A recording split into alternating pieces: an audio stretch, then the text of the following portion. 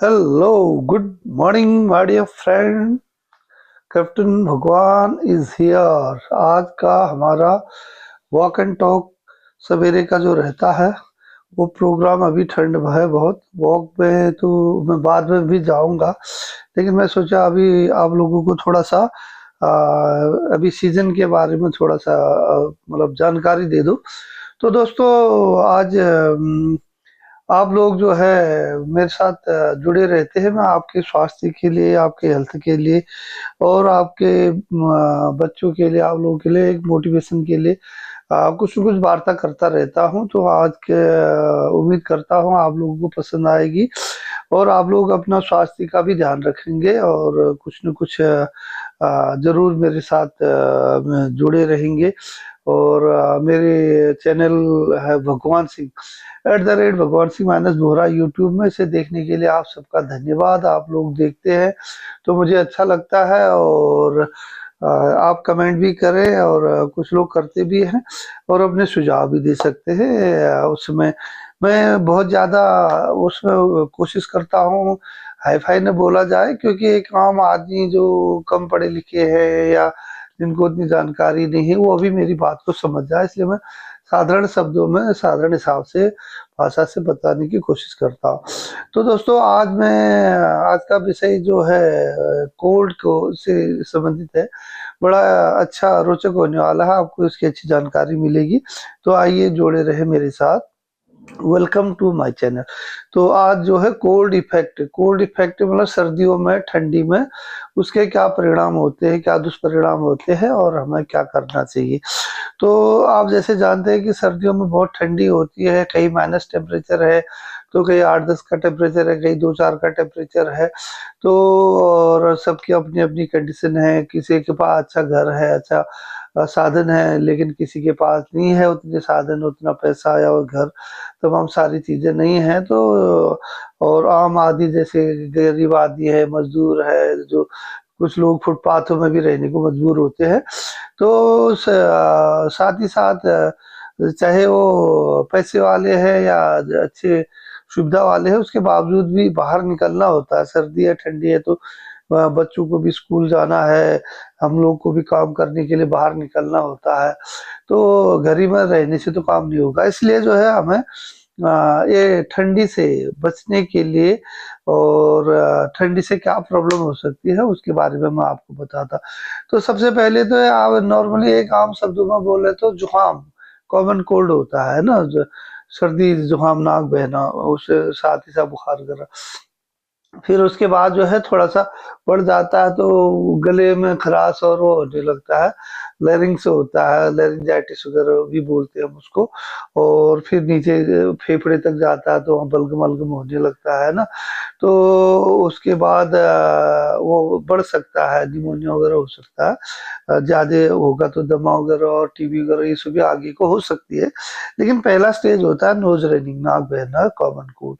और दूसरा जो है एक साइनोसाइटिस भी बोलते हैं ना, जैसे आम लोग बोलते हैं इसको साइनस की तकलीफ है, सिर दर्द होता है, वह नाक में बंद रहता है, ये रहता है। तो जो हमारे अंदर साइनस होते हैं, छेद होते हैं हड्डियों के बीच में, आँख का नाक के इनके बीच में, उनमें जो है वो पानी ठंड की वजह से पानी भरने लगता है, तो ब्लॉक हो जाते हैं जो रास्ते हवा के लिए उसके लिए जाते, तो साइनस का साइनोसाइटिस भी होता है। तो ठंड की वजह से ये हमें एक तो सबसे मेन होती है सांस की प्रॉब्लम्स, क्योंकि ठंडी हवा हम जब ठंडा सांस लेते हैं तो हमारे जब फेफड़ों में जाता है खून को भी वो वहां पर टेम्परेचर डाउन कर देता है ना। तो इसलिए हमें फिर ठंडी लगती है। जो हमारे जो नस होती है, खून ले जाती है नस, वो भी फिर थोड़ी सिकुड़ जाती है ठंड की वजह से ना, क्लोज हो जाती है। तो उससे ब्लड फ्लो जाने में जो हमारे सिर को, शरीर को जाता है, उसको भी एक स्पीड कम हो जाती है। इसीलिए जो है ऑक्सीजन हमारे सब शरीर को ब्लड ले जाता है, ऑक्सीजन समय से नहीं पहुंचने से क्या होता है, हम लोगों को सांस फूलने लगता है। हम बोलते हैं ना, चलते हैं या सर्दी में सांस तेज हो रही है, सांस फूल रही है, ऐसी बातें करते हैं। और उसके अलावा होता है हमारे जो स्किन में जो ठंड से, जैसे हमारे पूरा चेहरा खुला है, हाथ खुले हैं, पाँव खुले, तो जब ठंडी हवाएं लगती है, स्पेशली आप देखेंगे पहाड़ी क्षेत्रों में लोगों के बिल्कुल नाक, कान, गाल एकदम लाल और इवन छिलके काले काले भी पड़ गए होते हैं। तो वो क्या होता है, एक फ्रोस्ट बाइट जो है ठंडी हवा से, मतलब तेज हवाओं से कोल्ड इफेक्ट होता है, तो एकदम लाल पड़ जाता है ना। और दूसरा क्या होता है, ज्यादा ठंडी होगी तो पाँव में हम अगर केयर नहीं कर पा रहे तो पाँव में खुजली होना, ठंड से वहां पर है ना, उसे चिलब्लेन बोलते हैं, हाथों के बीच में ठंड से खुजलाहट होने लगती है, क्योंकि खून का सप्लाई सही ढंग से नहीं होता है और वहां पर जो वेन होती है वो थोड़ी सिकुड़ जाती है, सप्लाई ठीक नहीं होने से। और जो फ्रोस्ट वाइट बोल रहे हैं हम, जमीन में हम नंगे पाँव चल रहे हैं या सॉक्स नहीं पहने, ठंडी है तो पाँव में भी होता है। स्पेशली ये प्रॉब्लम होती है फौजियों को जो माइनस के टेम्परेचर में बर्फीले एरिया में रहते हैं, वहाँ अगर ठीक से सॉक्स वगैरह पाँव की केयर नहीं करते तो ज्यादा फ्रोस्ट बाइट वगैरह पाँव की प्रॉब्लम आती है, जो आगे को बहुत ज्यादा बढ़ जाता है। तो ये चीजों में जैसे अब मैं मोटे मोटे तौर पर आप लोगों को बताता हूँ, जैसे कॉमन कोल्ड हो गया, लेरिंजाइटिस हो गया, साइनसाइटिस हो गया, तो इन चीजों के लिए बचने के लिए वो तो सबका तो बचने के लिए बचाव तो ये है कि कपड़े ठीक पहने जाए, सबको ठीक से कवर किया जाए, गर्म भोजन किया जाए, ठंडी में कब निकला जाए, मौसम को देखते हुए बाहर अपने एक्टिविटीज की जाए, ये चीजें तो है ही है। लेकिन दूसरी चीज क्या होती है, अगर माना जुकाम सर्दी हो रहा है तो हमारा सबसे बढ़िया है इनहेलेशन करना। इनहेलेशन मतलब पानी गर्म करके जो गर्म भाप लेना बोलते हैं। तो आम हॉस्पिटल में जाते हैं, वहां तो इनहेलर वगैरह सब चीज होती है, वो सब व्यवस्था करके करते हैं, लेकिन हम घरों में भी ये चीजें कर सकते हैं। एक गर्म पानी करके एक गिलास या लोटे में जिसका मुंह सकरा हो, उसमें पानी भर के, अगर टिंचर आयोडीन टिंचर बेंजोइन है तो एक दो बूंद डाल दिया, नहीं तो आप दूसरी चीज भी डाल सकते हैं, अदरक का हल्का चूरा डाल सकते हैं, और क्या बोलते हैं इनका, पिपरमेंट डाल सकते हैं, तो विक्स वेफर का थोड़ा सा हल्का सा एक वो डाल के, तो उसको जो है ऊपर कपड़ा रख करके हम मुंह से जो है सूखते हैं, सांस लेके फिर उसको छोड़ते हैं ऐसे। तो उससे क्या होती है, जो गर्म हवा है हमारे जो गले में फेफड़ों तक जाती है, वहाँ सेक मिलता है और वो नसें हमारी खुलती है, और जहाँ ब्लॉक पूरा होता है वो उसको आराम मिलता है।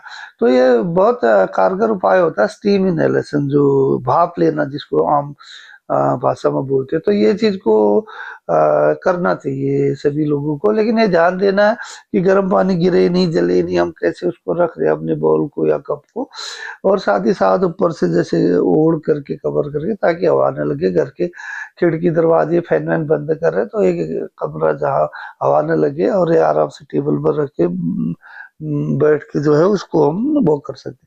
तो ये होता है भाप लेना।